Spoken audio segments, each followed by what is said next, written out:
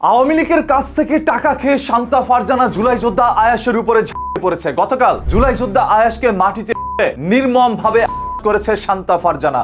একজন মহিলা মানুষ প্রকাশ্যে জনসম্মুখে একজন পুরুষ মানুষকে এইরকম নির্মমতা চালানো হয়তোবা অতীতে আমরা কখনো দেখিনি, যা এই শান্তা ফারজানা দেখিয়ে দিয়েছে। শান্তা ফারজানাই দেশের বিরুদ্ধে কথা বলছে, শান্তা ফারজানাই জুলাইয়ের বিরুদ্ধে কথা বলছে, শান্তা ফারজানা বর্তমান সরকার জনাব তারেক রহমানের বিরুদ্ধে কথা বলছে উনি নাকি অবৈধ। জুলাই কোনো যুদ্ধ ছিল না, পোলাপানের লম্পজম্প ছিল।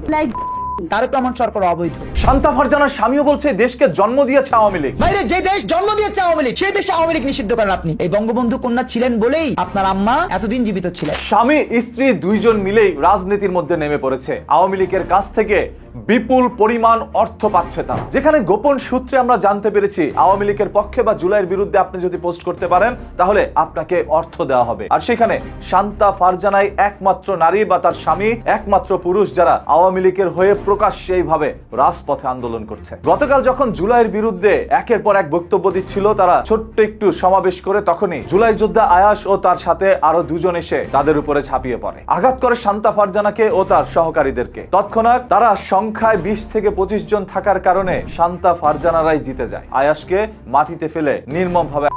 এরপর শান্তা ফারজানা যখন চিকিৎসা নেওয়ার জন্য হসপিটালে যায় তখন ওইখানে জুলাই যোদ্ধারা সবাই একত্রে হয়ে শান্তা ফারজানার উপরে আবারও পড়ার চেষ্টা করে, কিন্তু পিছন থেকে শান্তা ফারজানা ভিডিও করে তাদেরকে বলছিল তোরা জুলাই।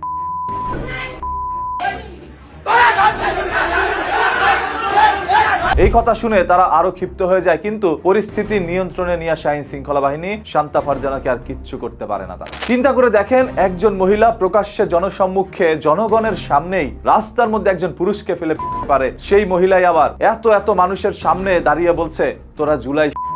দরকার আছে আওয়ামী লীগের এই দেশে? কোনো দরকার নেই। শান্তা ফারজানা একাই 100, যা দেখায় দিছে গতকাল। এই শান্তা ফারজানা যে কাদের এজেন্ডা সেটা তো বুঝতেই পারছেন। তার স্বামী বলছে আওয়ামী লীগ এই দেশকে নাকি জন্ম দিছে। এই দেশকে যদি আওয়ামী লীগ জন্ম দিয়ে থাকে তাহলে বাকি যে মুক্তিযোদ্ধা ছিল তারা কারে জন্ম দিছে? প্রশ্ন আসতে পারে না? আবার আপনারা বললেন না যে উনারে জন্ম দিছে। এত লক্ষ লক্ষ মানুষ নাকি, হাজার হাজার মানুষ শহীদ হয়েছে, কত মা বোনের বিনিময়ে অর্জিত হয়েছিল 71 সালের সেই স্বাধীনতা। আর সেই স্বাধীনতা নাকি পুরোটাই আওয়ামী লীগ জন্ম দিয়েছে। এই ধরনের কথাগুলো শুনলে বাকিরা কি কষ্ট পায় না যারা আওয়ামী লীগ করে না? তারাও তো মুক্তিযোদ্ধা। ওই যে মায় বানায় পুঁতে বেচে একটা কথা আছে না, এখন শান্তা ফারজানা স্বামী স্ত্রী মিলেই রাজনীতি করছে। এইটা আসলে তাদের রাজনীতি না, অর্থ আত্মসাৎ করার ধান্দা। আওয়ামী লীগ থেকে টাকা পাচ্ছে, এটাই সত্য। আপনারা একটু যাচাই বাছাই করে দেখেন। এই বিষয়ে আপনারা কে কতটুকু জানেন, আপনাদের কাছে কি মনে হয় কমেন্ট করে জানান ভাই। আর প্রতিদিনের এই ধরনের ঘটনা দুর্ঘটনা লুকোনো সত্য জানতে চোখ রাখুন নিউজ কিতে। পেজটাকে এখনই ফলো করে রাখেন।